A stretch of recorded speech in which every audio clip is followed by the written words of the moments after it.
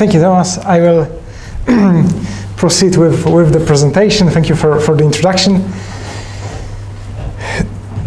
This presentation is part of a broader research project devoted to the Eurasian Union and China's One Belt One Road, the new Silk Road.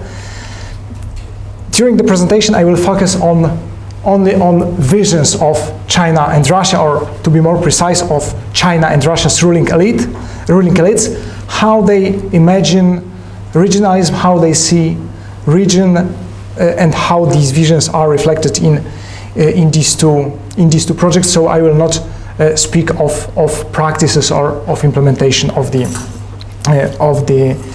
two initiatives. Just short outline of the presentation. I will start with what is the question, what is the research puzzle, and what is my answer to this, what is my argument. Later on, I will have a brief look at theoretical approaches towards the role and the relationship between great powers and regionalism. I will say a few words on my methodology, on my approach to the topic. I will introduce the analytical framework, and the major part is the actual comparison of the new Silk Road and the Eurasian Union. At the end of the presentation, I will discuss the implications both for policy, for Russia-China relations, for the West, and for theory, for how we understand regionalism, how we understand the role of great powers in regionalism. The bigger framework for this topic is China and Russia's policies in their neighborhood. Both states are often subsumed under one label of rising powers, sometimes or more and more often described as revisionist powers, and there is a number of reasons why we can discuss this issue. There is certainly a number of reasons that justifies this notion of revisionism, in particular territorial claims in the case of Crimea, in the case of Ukraine, when we speak about Russia, or in the South and East China Seas, when we speak about China. But at the same time, both states decided to present to the world a more benign face, and to demonstrate that they are able to deliver public goods, international public goods, that they are able to provide positive incentives for cooperation, and these are the projects of the New Silk Road and the Eurasian Union. Just to clarify, I realize that there is a number of abbreviations for the Chinese project. So it started with One Belt One Road. Later on, the Chinese government promoted the Belt and Road Initiative. I will, throughout the presentation, I will use the term the New Silk Road as encompassing all elements of the Chinese project. So just a short look at the two regional initiatives. The Chinese project, this map just shows two of possible corridors, or two of possible aspects of the Chinese New Silk Road. So it's one, the Silk Road Economic Belt, which doesn't only go through the Caucasus, actually is the minor one. It also goes through Kazakhstan and Russia, and there is the maritime part. And to contrast the Eurasian Economic Union with all the members. So what is the major question that I am addressing in my research in this particular research? So firstly, I am asking how China and Russia conceptualize regionalism, how they imagine a regional order, what regionalism and what a regional order mean for China and Russia. I don't want to assume that there is one overarching definition of regionalism or of a regional order. I will try to ask how the elites in Moscow and Beijing understand regionalism and how they understand a regional order. And the second related question is whether, comparing these two, whether we can speak that Chinese and Russian initiatives, that they represent a new type of regionalism, is it a particular type of non-Western regionalism, or not? The question, is it possible to compare? At first sight, you would say that you shouldn't compare One Belt, One Road with the Eurasian Economic Union, because the Eurasian Economic Union is looks like a typical regional economic integration organization, while the Chinese Belt and Road Initiative looks like they plan to construct a number of transport corridors to construct infrastructure which would link China and Europe. But my argument is that if we look a little deeper, both the New Silk Road and the Eurasian Economic Union are ideas how to rearrange international politics at the regional level. So my point behind comparing these two is that they both represent Moscow's and Beijing's beliefs how regional international politics should be organized. And when we speak about the added value of such a comparison, I would say that it can help us not only better understand Russia and China, better than a single case study if we focus only on China or on Russia, but it will also help us understand the relationship, or to theorize the relationship between a great power and regionalism. So my key argument is that China and Russia have two different visions of regionalism. They have distinct views on how regional order should be arranged. At the same time, we need to bear in mind that both visions are internally incoherent. I will address this issue later, and I will show you what are the inconsistencies in both visions. At the same time, we need to remember that both visions are not static. Firstly, when they started, in particular the Chinese vision, it was very general. It was just a couple of slogans, which were later on filled with substance. In the case of Russia, and I will also, of course, return to this issue later, it is a change from the concept, a broader concept of greater Europe, the Eurasian Union was supposed to be part of which, to the so-called Greater Eurasia, which is also a very recent term,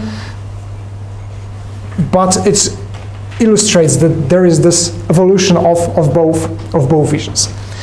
And my final point, the final point of my argument is that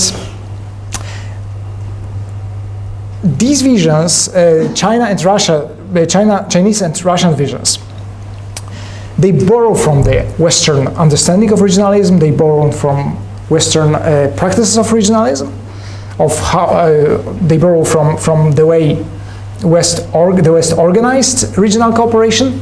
But at the same time, they are different from Western type regionalism, and secondly, they are very much different from each other. So I argue that we cannot subsume the Chinese and Russian visions of regionalism and of regional politics under one label. So to term them that they are non-Western regionalism would be an exaggeration, given all the differences to which I will address during the presentation.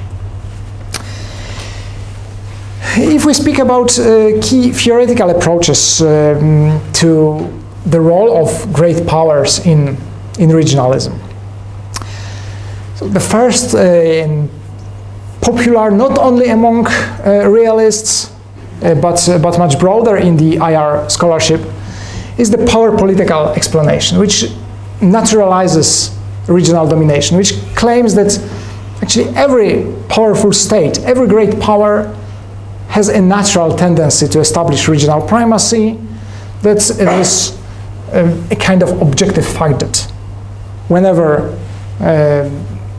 there is a rise in material capabilities, such a state will try to exercise regional domination. What I find particularly disturbing about this approach is that it does not allow us for comparing different understandings of regionalism, different understandings of influence.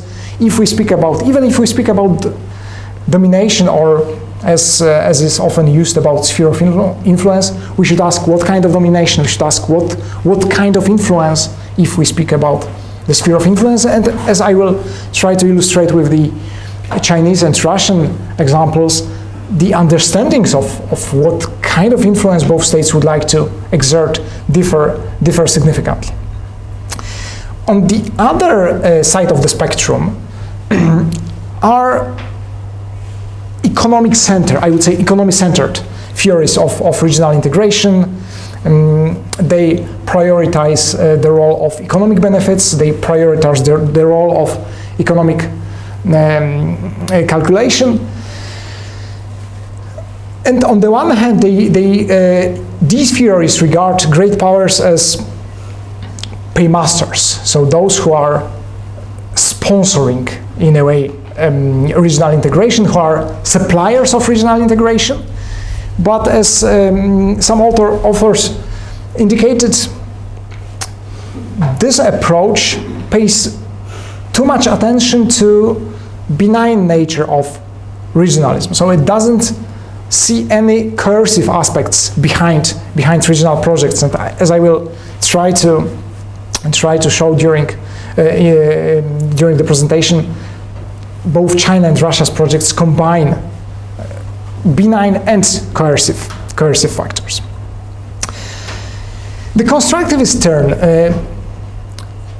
changed significantly our understanding of regions, underlined and emphasized that regions are constructed, that regions are not given, that it is states which participate in regional projects who contribute to the creation and the emergence of a region. But even though scholars doing research in the constructivist tradition, even though they stress that ideas of powerful states matter, there is relatively little empirical research on how ideas and beliefs of great powers influence the vision and outcomes of regionalism. Perhaps I should clarify one more term I'm using, namely regionalism.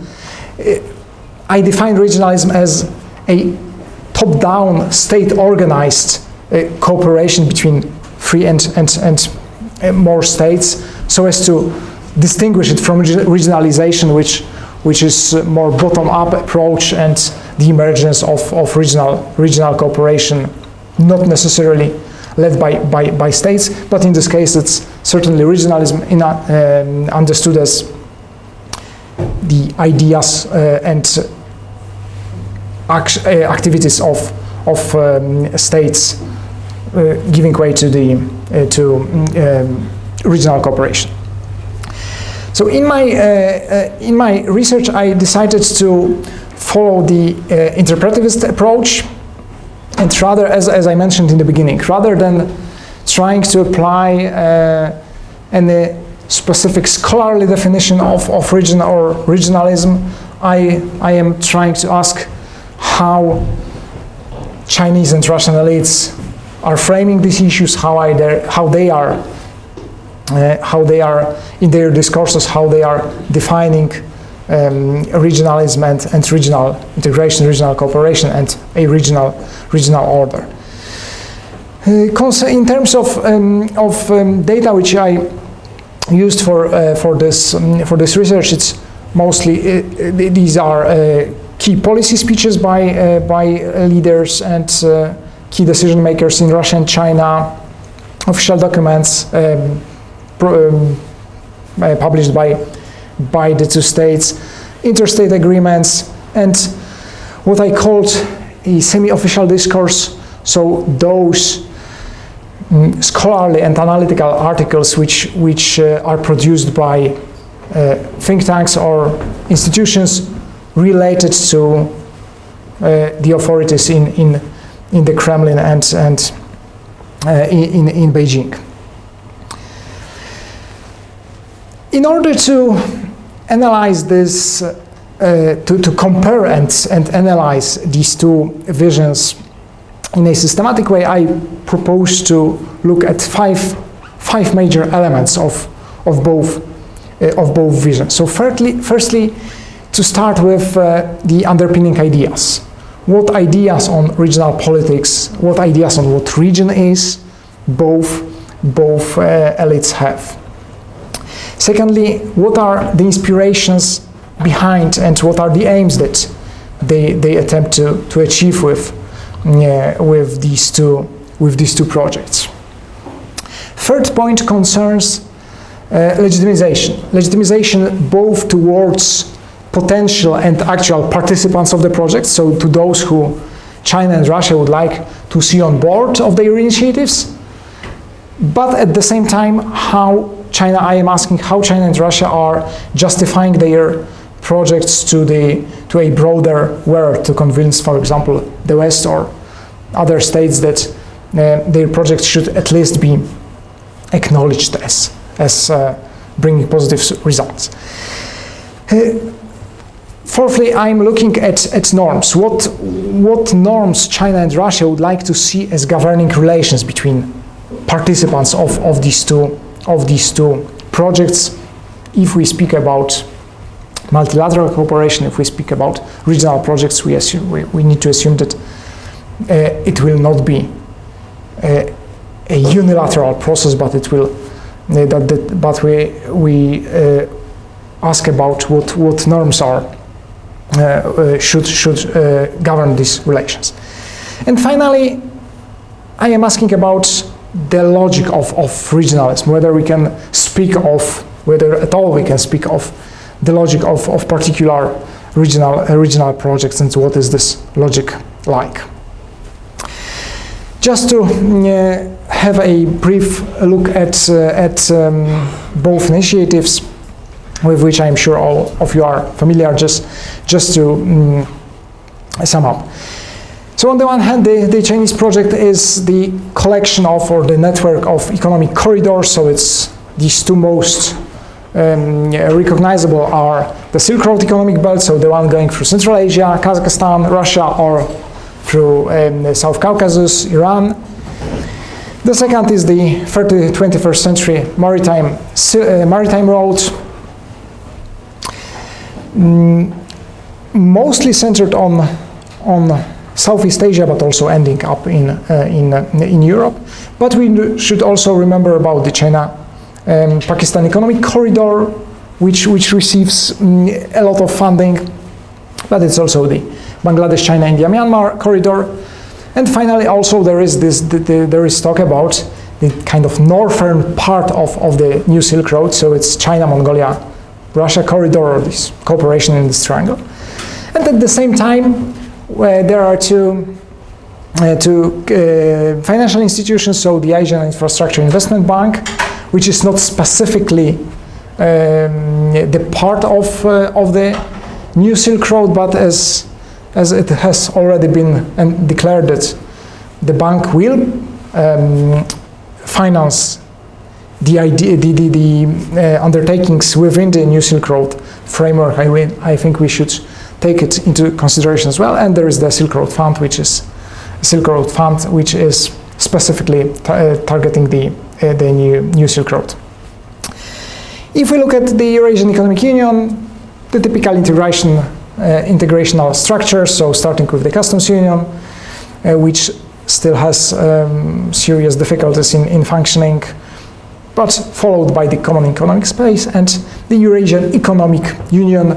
Just to remind the Putin's idea when he put it forward in 2011 in his Izvestia article was the idea of the Eurasian Union, and the adjective economic was added as a result of Belarus and Kazakhstan pressure.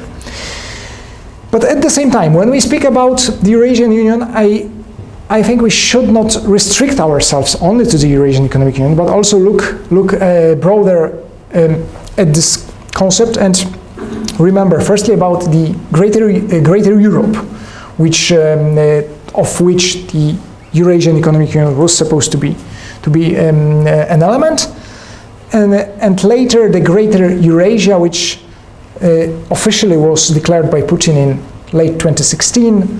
This idea appeared prior to Putin's pronouncement in the works of Russian analysts starting from 2014, 2015. So, starting to compare these elements, starting with ideas. If we look at the new Silk Road, it's as you see, it's very general. It's rather vague.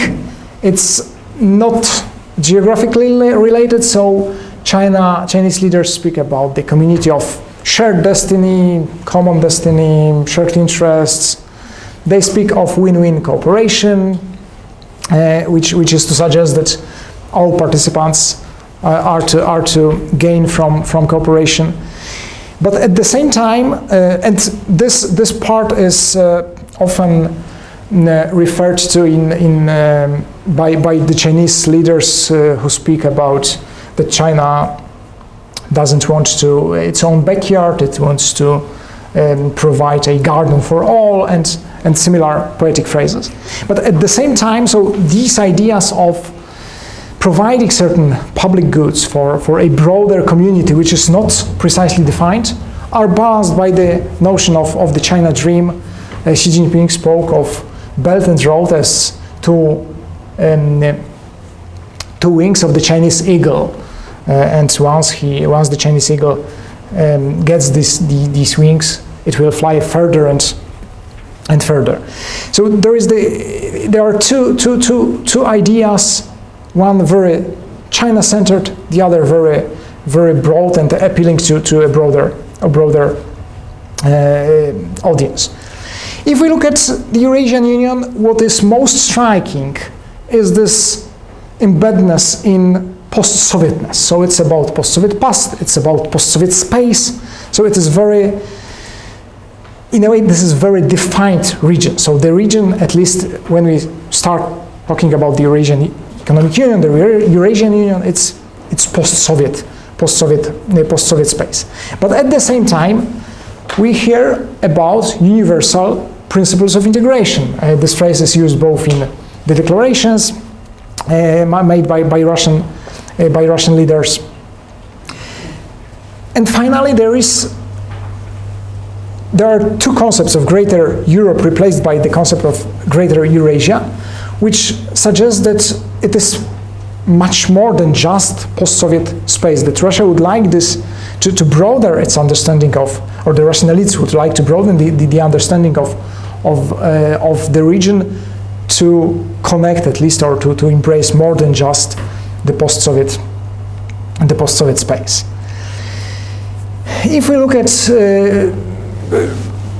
inspirations and aims of these two projects, what is, at least at first sight, most striking is that the Chinese project is very much open and is to connect China to the world, while the Russian project, at least when we speak about the Eurasian Economic Union, is much more about defense, about protection from the outside world. So when we look at the China's Belt and Road, it's about providing public goods for a broader region. It is also about elevating China's status internationally, which by the way is common, as I will also return to it later. This is common feature of both projects. This for Russia, the Eurasian Union is also a way to improve Russia's standing internationally. But in the case of China, it's about deepening China's integration in global economy. But there is also this belief that China should do things differently. That the Chinese project is somehow different from other mostly Western projects. So on the one hand, China is borrowing, if we look at proposed solutions of economic cooperation within the One Belt, One Road. These solutions are very similar to Western ideas of economic cooperation. But at the same time, it's this belief that China can do things differently. That right after the One Belt, One Road was announced, some of Chinese commentators spoke about Chinese Marshall Plan for Asia, for broader world, but it was very quickly corrected by the official news agency, who in its commentaries declared that it is not about the Marshall, it shouldn't be termed the Chinese Marshall Plan, because Marshall Plan, according to this view, was about hegemony and establishing domination, while the Chinese project is supposed to be completely different, about win-win cooperation.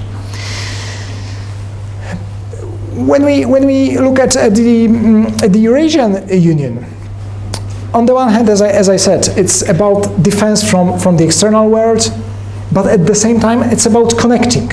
The Russian leaders repeatedly claimed that the goal of the Eurasian Union is connect Europe and Asia, regional structures of the European Union with regional structures of Southeast Asian cooperation. When we speak of inspirations in the case of Russia, it's the obvious inspiration is the European Union. All the institutions, institutional settings, legal framework. Just to remind, it's the Treaty of the Eurasian Economic Union is 1,000 pages long. All this was directly borrowed from the European experience. But at the same time, the question which I put with the question mark is whether Russia has started borrowing from China as well. Because if we look at the concept of Greater Eurasia, it's very vague. It's in this win-win, very similar to the language of win-win cooperation. So it looks as if Russian elites started to not only to learn from Europe, but they also started borrowing certain elements of regionalism, of what regionalism from China. And in the case of Russia, we need to remember that Russia is very straightforward about the necessity to establish a multipolar global order, and the creation, the establishment of the Eurasian Union is one of the ways which can bring this goal of a multipolar global order closer. If we look at justifications, both states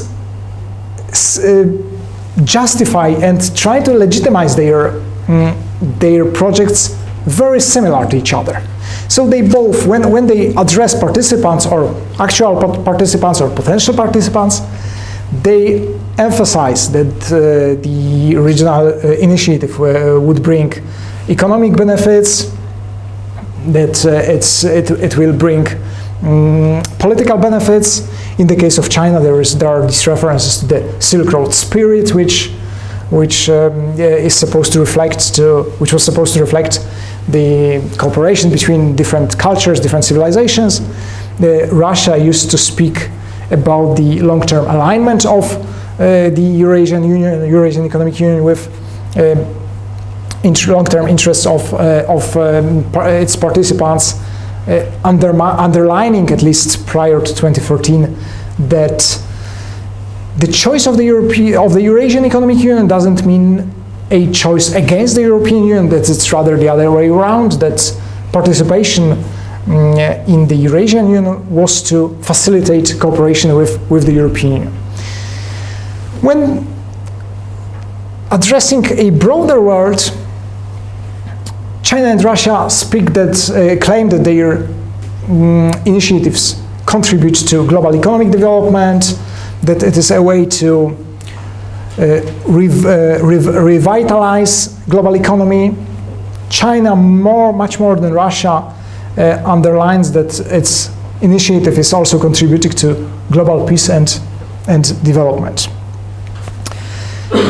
But while justifications were very similar, the norms which should govern both projects are completely different. Because in the case of the Chinese projects, firstly, what we have already seen is that there is very thin institutional design. So practically the only element, the only institutional element which is not fully included into the New Silk Road is the Asian Infrastructure Investment Bank. But apart from this, practically we see no other institutional setting. There are no universal norms, and by universal I mean applying to all participants alike. China is concluding and signing general agreements on cooperation within the Belt and Road Initiative with particular states, but they are not offering any specific institutional settings. It cannot be excluded that the Belt and Road Summit, which is to take place in Beijing in late May one day turn into such a institutional may turn into institution, but it's uncertain. So there is this informality and vagueness of norms, which gives flexibility to all participants, but it also gives more flexibility to China due to its capabilities. On the other hand is the Eurasian Economic Union with its dense legal international framework, with treaties, with norms which should be universal, norms which should apply to all participants. If we talk about economic cooperation, rules of economic cooperation, everything should be regulated in complex legal ways. And at the same time, there is a complex decision-making process, or at least it should be a complex decision-making process, given that there are also supranationalist institutions in the Eurasian Union. So trying to capture the logic of these two visions of what regionalism is and how a regional order should function.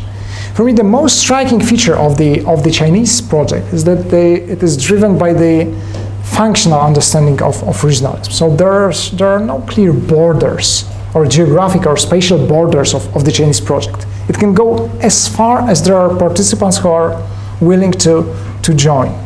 So from this perspective, it's very open, it's very inclusive. We can say that it's limited by this landmass of Eurasia, Europe, Asia, Northern Africa, and the Middle East. But we have also heard from the Chinese foreign minister that actually there are no obstacles to even Latin American states to join. Of course, it opens questions whether it is still regionalism or how differently China sees this regionalism.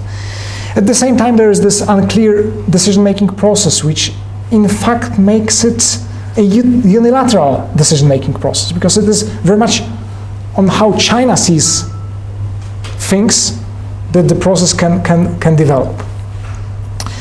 On the other hand, the Eurasian Union, very spatial understanding of regionalism. So how I understand the Russian perspective is that for the Russian ruling elite, it is about very clearly defining what this region is, and it's mostly post-Soviet space, as we saw. And it's much more closed, much more defensive-oriented.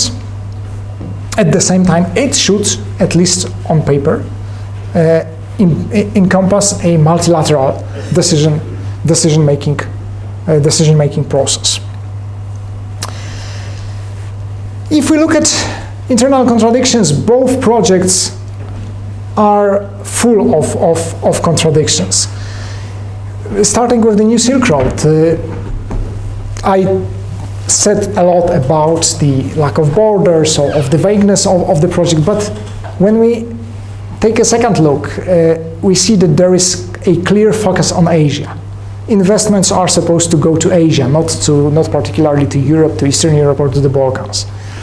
The transport corridors are also the development of infrastructure. It's also directed at Asia. Second element, this following on the one hand, following some Western ideas, Western practices, but this deep belief that China will do things differently, that China is able to offer to participants something which the Western states have never offered. Another point is that the Chinese leaders and the official documents related to the New Silk Road, they emphasize that China is in no way interested in interfering in domestic politics. So the states should cooperate with, the states are to cooperate within the New Silk Road framework, and it will not influence their domestic trajectories, their domestic developments. But at the same time, China is stressing that the New Silk Road is also about synchronizing development, which means synchronizing with China. If we look at the Eurasian Union, there is also a number of contradictions. So it's the focus on post-Soviet space, but at the same time this opening, firstly to Europe and to the European Union with the concept of Greater Europe. Later on to Asia, East Asia, because when Putin spoke of Greater Europe, Greater Eurasia, he presented the Eurasian Economic Union as a kind of core, and this core of regional cooperation should establish ties with SCO, ASEAN, China, India, Iran. So the vision is very vague, but at the same time it is different than just the vision of a closed post-Soviet space. The problem with history, so on the one hand, the goal of the Eurasian Economic Union is to retain what was good from the Soviet period. But in the next sentence, the Russian leaders speak of the need to forge integration on a new basis. So there is this tension between the willingness to prevent this Soviet heritage and to open new avenues for cooperation. And there is and perhaps even more telling about practices. So the Russian, but it is also visible in the rhetoric, in the discourse, Russia's resistance towards the Eastern Partnership, but at the same time the willingness to embrace the New Silk Road, which initially there was wariness of the New Silk Road, now it's more openness. And I think we should not treat this difference as obvious. What are key, if we are to compare the two initiatives and ask to what extent they represent one type of non-Western regionalism, and I will try to illustrate that they are not representing one type, but there is a number of similarities. So they both combine in different combinations, they both differently, but combine bilateralism and multilateralism. Both initiatives have the aim of improving the Russia and China's status in global politics, despite being regional initiatives. This luring participants with the promise of economic benefits, and presenting, and the way of justification, presenting these initiatives as proofs of contribution to global economic development, to global economic peace in the case of China. But what are key differences? So most of them I have already mentioned or touched upon. So this is in the case of, for me the most striking is this functional regionalism versus spatial regionalism. The Chinese project is much more, even with all the caveats, the Chinese project is much more open, much more inclusive. As it is not so institutionalized, the barriers to entry to the Chinese projects are relatively low, while at least formally, in the case of the Russian project, the barriers are relatively high. The Chinese project is about fostering globalization. So China is, as I understand the idea behind the Chinese initiative, it is about preventing other states, also such as Russia, from building wars, from creating closed regional orders. The goal behind the New Silk Road is to open such such potentially closed orders, and as I said, foster economic globalization. In the case of Russia, it is clearly stated that it is about defense from globalization and about protection of those who are inside. In the case of China, there is this drive to emancipate from the Western models, although not full or comprehensive. In the case of Russia, it's following the European model and with the question mark, some borrowing from the Western ideas how to organize and how to present regionalism. What are the implications? If we speak about Russia-China relations, for me the most important is that these projects are so different that they are able to be reconciled, and that they make another step in preventing Russia and China from conflict or open competition in Central Asia. What it means for the West? Firstly, these projects represent and reflect two different beliefs on how to exercise power, how to exercise influence. So one is much more open, the other is much more closed. And these are different attitudes to presence of other and of Western powers. China is much more open to the presence of Western powers and is much more capable in drawing Western powers into its ideas. And although it's not the core of the New Silk Road, but the Asian Infrastructure Investment Bank, just to remind, 14 European Union states joined the bank, despite open opposition on the part of the US. So China is much more open to other powers, although there is a number of voices that the goal behind the New Silk Road is also to prevent the US from, or to limit the US freedom of maneuver in Eurasia or Asia more broadly. What are the to which theoretical implications I would like to point? Firstly, I would like to reiterate this relevance of great power ideas, that how the ruling elites understand influence, how they understand regionalism, translates into how they want to organize regional cooperation, how they understand regionalism.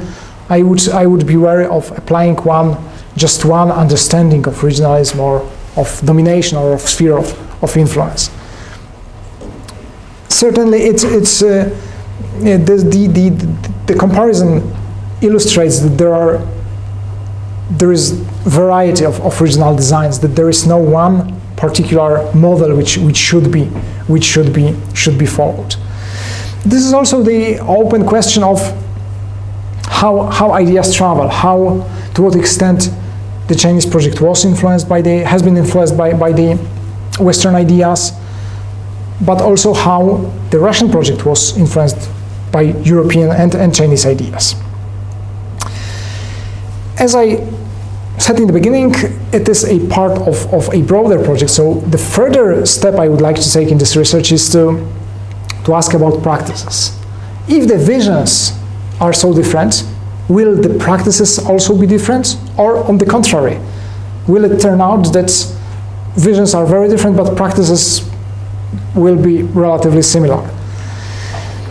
And the second question which I would like to address is why Russia and China have decided to embrace regionalism, why they have decided to engage with regionalism, given how much trouble regionalism gives when compared to either unilateral policies or just bilateral relations which allows even to turn smaller states into client states, as we can see, for example, looking at Russia-Belarus relations or China-Cambodia.